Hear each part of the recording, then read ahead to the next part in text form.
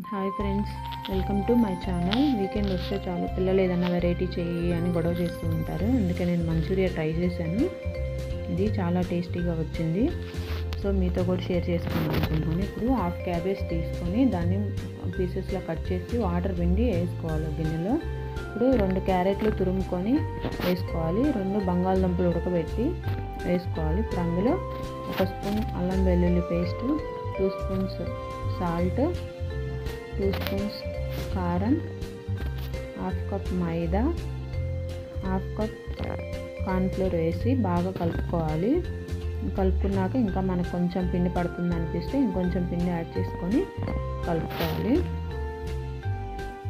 ఇలా అన్నీ వేసి కలుపుకున్నాక స్టవ్ మీద బాండీ పెట్టుకొని ఆయిల్, డీప్ ఫ్రైకి సరిపడా ఆయిల్ వేసుకొని వేడి చేసుకోవాలి. ఇప్పుడు ముందుగా కలుపుకున్న మిశ్రమాన్ని అలా బాల్స్ లాగా వేసుకోవాలి.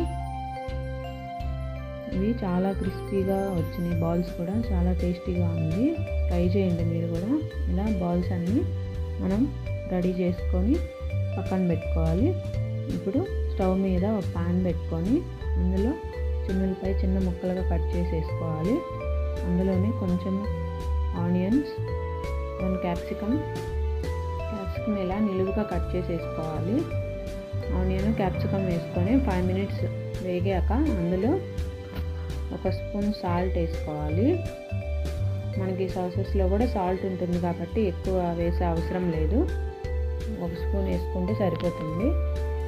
అందులో సాల్ట్ వేసుకొని వేగాక సోయా సాస్ 2 స్పూన్స్ వేసుకున్నాను. టమాటో సాస్ 4 to 5 స్పూన్స్ వేసుకోవాలి. నేను చిల్లీ సాస్ వేయట్లేదు. మీకు కావాలంటే మీరు వేసుకోండి. చిల్లీస్ కూడా నేను వేయట్లేదు, మీరు వేసుకోండి.